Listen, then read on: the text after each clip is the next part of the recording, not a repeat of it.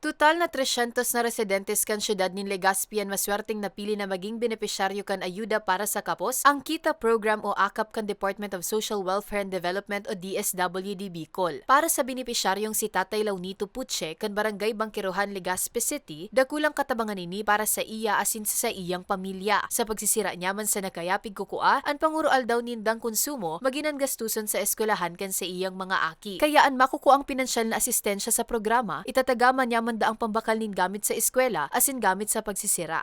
Dakula na pasalamat ko sa ako Bicol Party List na natabangan kaming arugani o dakula na bagay. Salamat.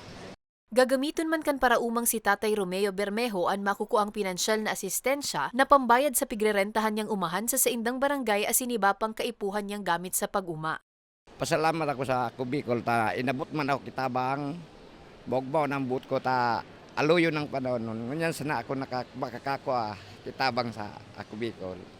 Kasubagong aga kan gibuon sa Embarcadero de Legazpi sa Legazpi City ang payout para sa nasambit na programa kung sa ina Ako Bicol Party List ang nag-facilitate sa sourcing asin release kan budget nangyanat sa aktibidad si Ako Bicol Party List Executive Director Attorney Alfredo Pido Garbin Jr. Sigun sa dating kongresista, sakop kan programa ang mga individual na kabale sa low income category o itong income na dai minalagpas sa minimum wage arog kan mga parasira asin parauma na napili ngunyan kan programa.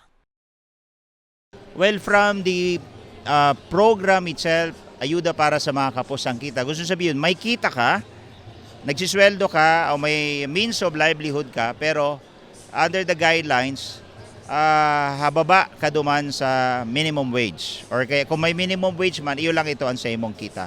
So this will be further evaluated by the DSWD social worker, pero arog ka ng pinaka-guidelines. Laom man kan dating kongresista na maabot kan siring na asistensya ang tricycle drivers, jeepney drivers asin iba pang Bicolano na talagang nasa laylayan na pigsisikapan man daanindang marealisar.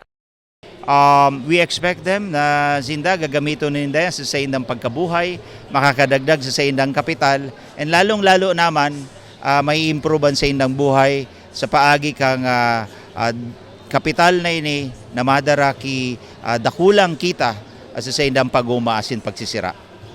10,000 pesos ang ipigtao sa kada benepisyaryo. Sa ngunyan, one-time basis na ini alagad laom kan DSWD na padagos ng ma-institutionalize ang programa. Para sa mga baretang Tatak Bicol, Camille Gonzales.